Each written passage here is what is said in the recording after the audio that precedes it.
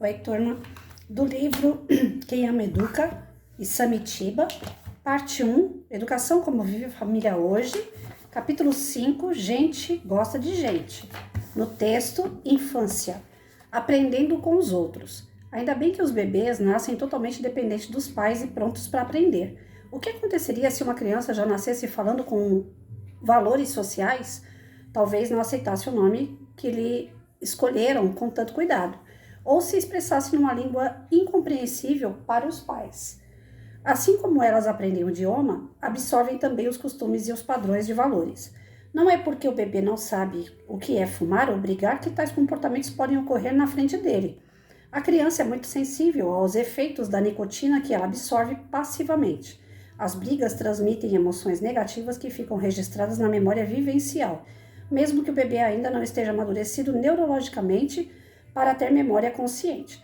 A criança aprende pelo relacionamento afetivo que o outro ser humano estabelece com ela e também com o que presencia do relacionamento entre seus pais. Por isso, todo cuidado é pouco. Se um recém-nascido não consegue estabelecer vínculos com um adulto, muito provavelmente ele não vai sobreviver.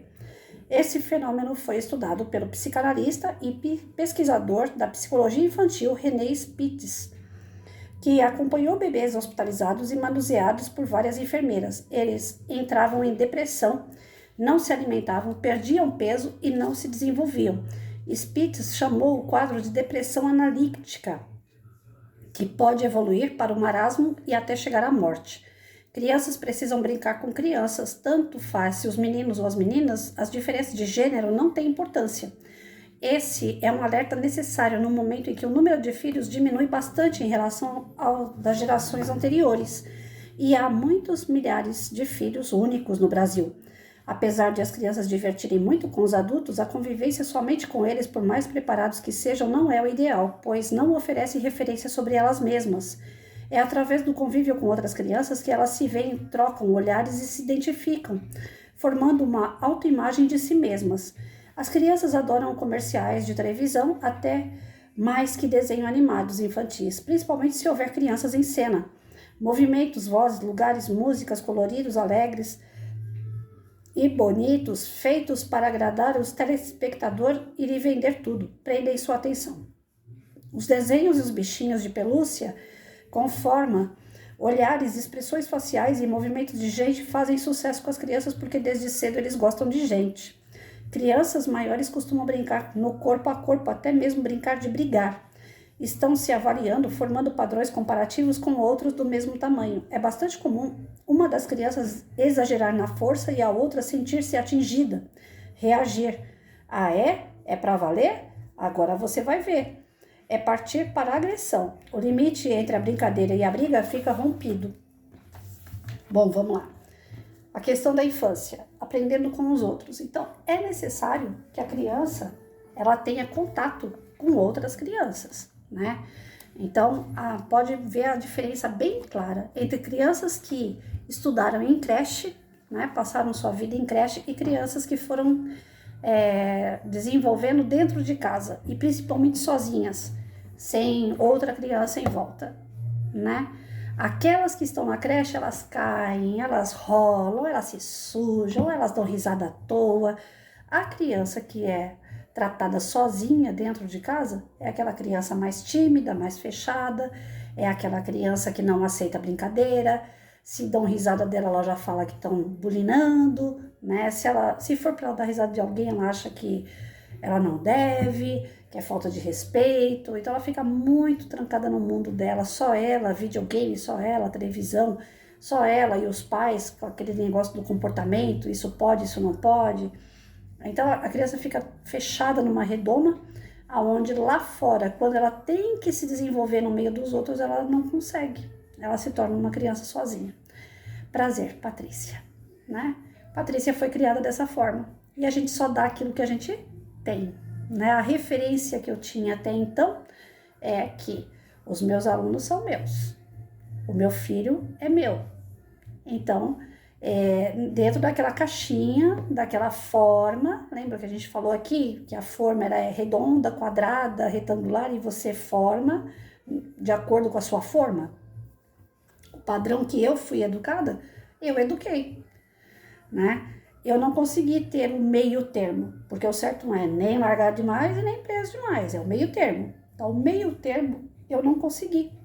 Se eu deixasse os meus alunos ter muito acesso aos alunos de outros professores que não tinham regra, o meu medo é que os meus desregrassem.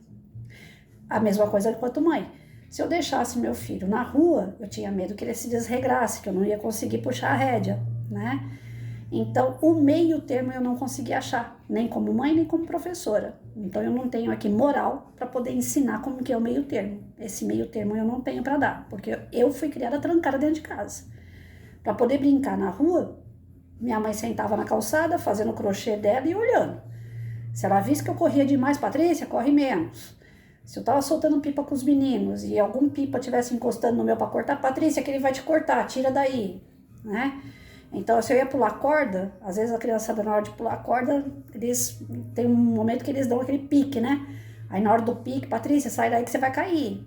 Então, toda vez que eu tinha uma certa liberdade, minha mãe me puxava e falava, não, cuidado, né? Ela tinha muito cuidado. Eu via que era amor aquilo, não era a questão de mandar em mim, de ser dona de mim, não. Minha mãe não tinha isso quando eu era criança. Ela tinha o cuidado. Tanto é que eu tive tanto cuidado com meu filho que ele não tem um arranhão no joelho. Enquanto ele viveu comigo, nos seus 25 anos, meu filho não caiu. Não sabe o que é uma queda. Porque eu também fui aquela mãe, infelizmente, né? Perdão aí, Rafael.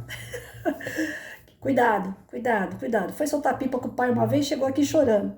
Ai, cortaram meu pipa. Falei pro pai dele, pode jogar fora essa porcaria que eu não quero ver meu filho chorar à toa. Não vai mais soltar pipa.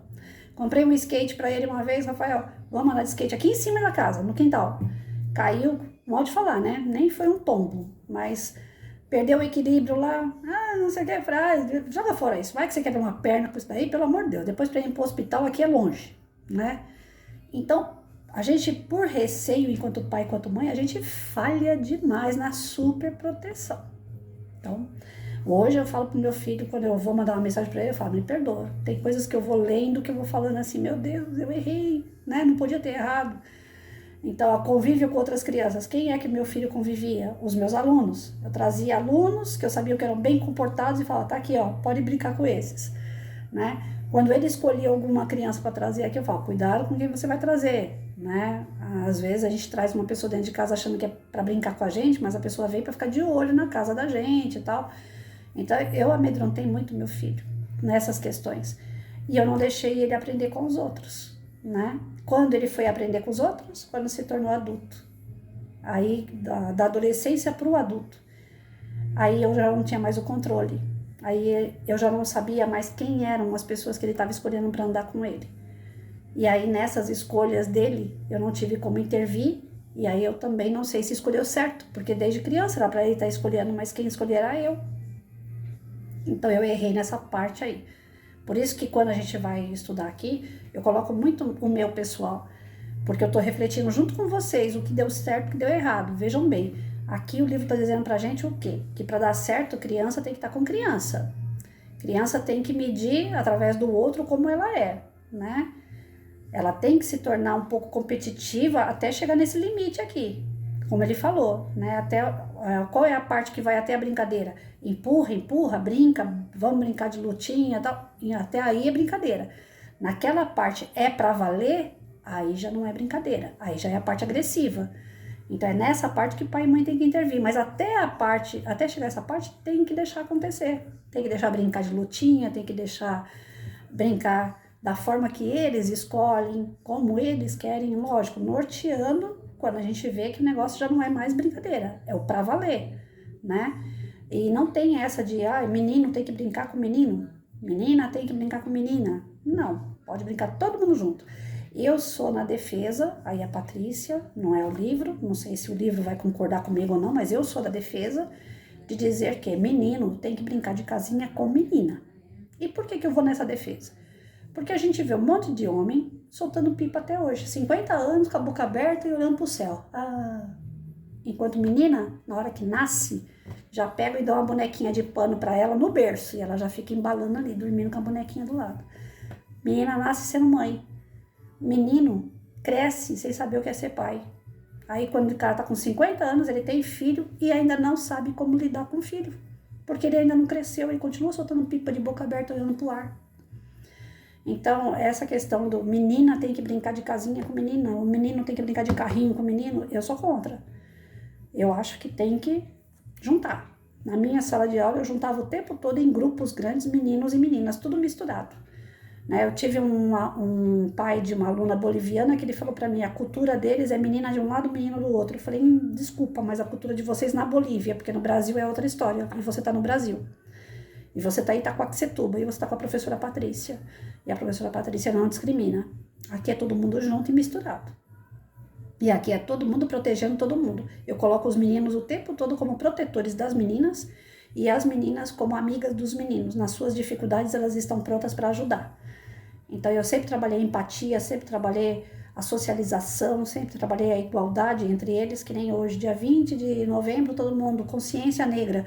Nós não temos que ter consciência negra. Eu sou do tipo que tem que ter consciência branca, negra, amarela, verde, azul, qualquer consciência. Consciência significa respeito. Isso independe da sua cor de pele. Isso independe do seu sexo, isso independe do seu tamanho, do que você tem no bolso. É respeito. O respeito tem que ser todos os dias, a todos os momentos, né? Que nem a gente fala Dia das Mães. Dia das Mães é todo dia. Dia dos Pais é todo dia, né? Virou uma data comercial.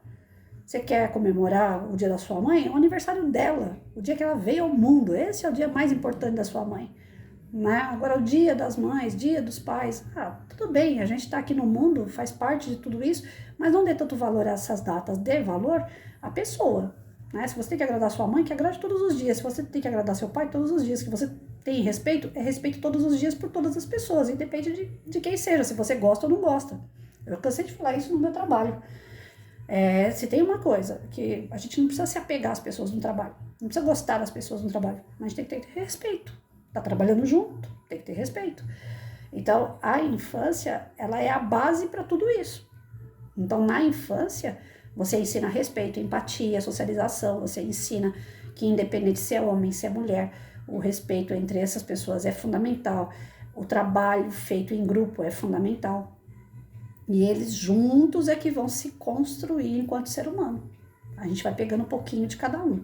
Eu falo que eu sou construída de retalhos. Um pouquinho de cada um que passou na minha vida eu fui me construindo, né? E reconstruindo, porque tem momentos que você tem que tirar um pouquinho o excesso, né? Alguns tijolinhos dessa obra e colocar outros no lugar.